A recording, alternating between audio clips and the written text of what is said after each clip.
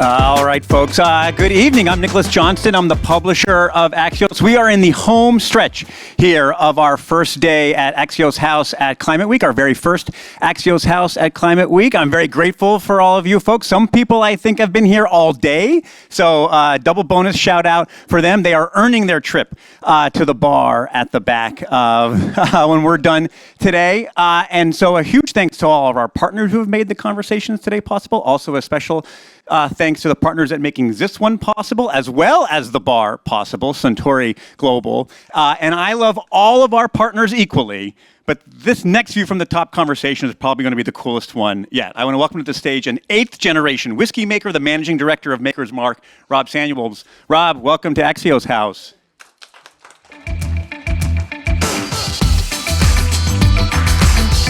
How are you? Wonderful. Thank you so much for having me. We're here for Climate Week, yes, which is not the first place I thought I'd run into a bourbon maker.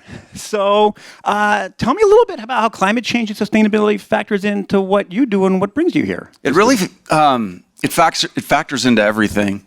So don't want to bore the group with a bunch of our family's history, but my grandparents, Bill and Margie Samuels, walked away from a 160-year legacy, actually lit on fire a legacy family recipe because they didn't believe in it, and would go on to chase their dream, which would become the first ever premium or elevated bourbon.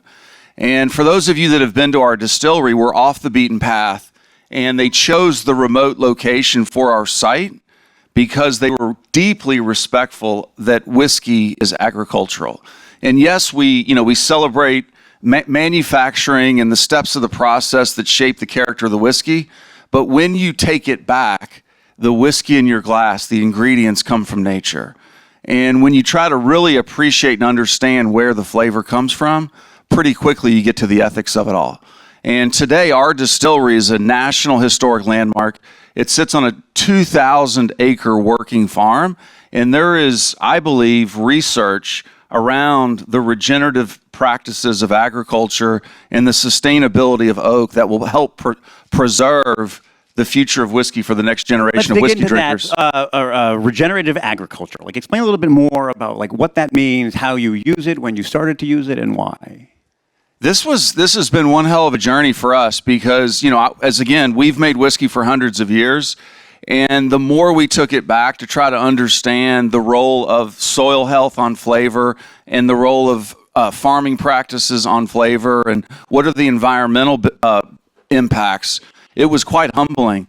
But for the better part of almost 10 years, our team has been partnering with our 26 growers. So while Maker's Mark began as the first craft distillery in America, over the last 71 years, the brand has grown steadily over time. And we now work with 26 growers in central Kentucky within 30 miles of the distillery that grow corn and wheat on more than 50,000 acres. And we have funded all of the research, all of the education for all 26 of these growers to embrace regenerative agriculture, which is moving away from heavy industrial farming that destroys the topsoil, that heavily relies on pesticides and fertilizers, to this regenerative model.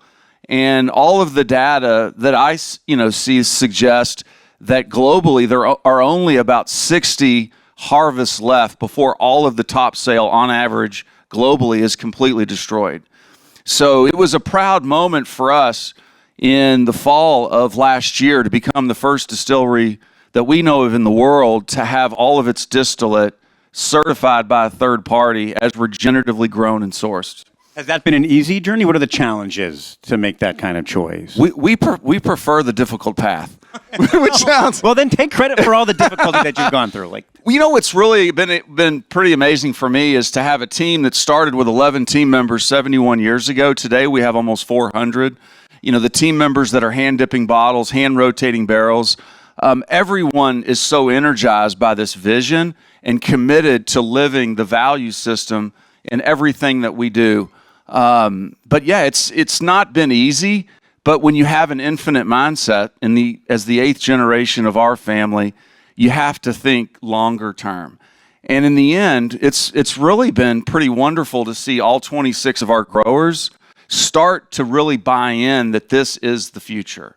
And it's not just better for Maker's Mark and not just better for the environment, but the farmer, the grower is prospering economically. How does this fit into the broader way the industry is going? If you talk to your colleagues or competitors, perhaps, in this space, how do they view that? Is this a broad sort of groundswell? I think sometimes it's seen as daunting, but what I will say, Regenerative, for those of you that are familiar, Regenerative is one of 2 or 3 certifying bodies, and that's the company that we're working with that actually takes soil samples at the source on the farm to verify the health at the biological level of the soil. And when Maker's Mark was certified by this third party in the fall of last year, the number of distilleries and companies based on the profile of Maker's Mark jumped up like 20 times. You can do it, then maybe we can do it too. Is that Absolutely, absolutely. When they come to you and like the word you use, daunting, which is sometimes a lot of a word that comes up a lot when I think confronting sustainability issues. What is your answer to that? When you're like, I know you want to take credit for doing it the hard way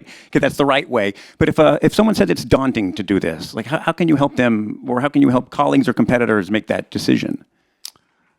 I think for us, and again, it's thinking differently about whiskey. It's really acknowledging that the whiskey in the glass is agricultural and appreciating that it's not just in the environment's best interest to embrace regenerative agriculture, that ultimately you will start with better ingredients. It's all signs point to regenerative agriculture leads to more nutrients and more flavor. You're part of Suntory Global, a massive global organization that distills and makes a lot of different agricultural products. Do you talk to the tequila guys or the Japanese whiskey guys, share tips and tricks on this? It means everything to me and our family and our team to have a partner in Suntory where we have shared values.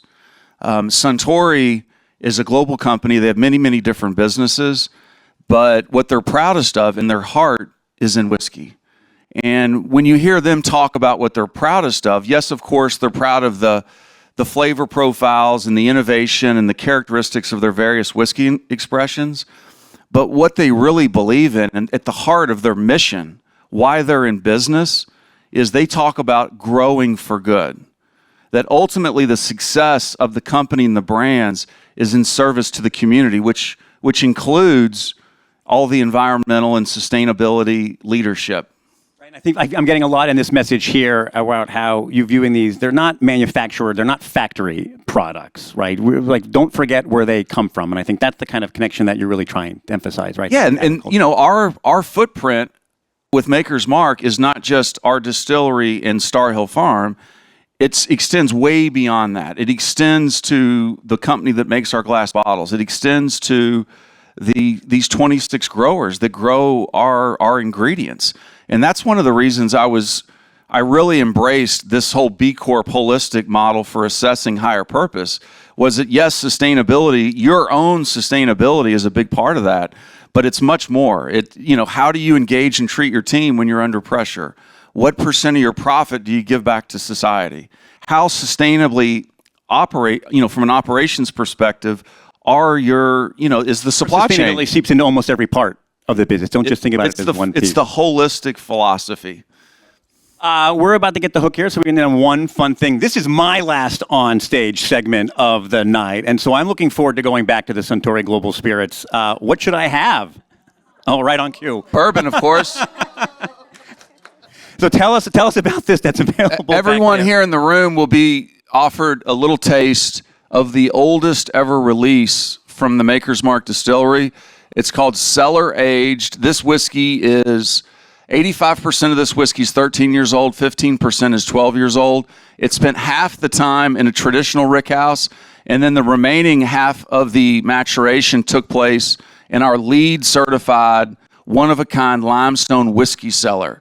This whiskey is cask strength. It's rich with character, flavor, creamy, balanced, confectionery notes. And just want to toast everybody for their commitment to this this value system, this vision. And we also have a little jar. You've got one right here next to you of honey from Star Hill Farm, and an open invitation. Come see us. We want our distillery in Star Hill Farm to become the most culturally rich, endearing, and environmentally responsible home place of any brand in the world. And we just last week harvested 1,300 pounds of honey from our 200 bee boxes. So we brought a little jar for all of you to enjoy, in addition to the Cellar Age Maker's Mark. So thank you for having me. Thank you. We get to open this now, right?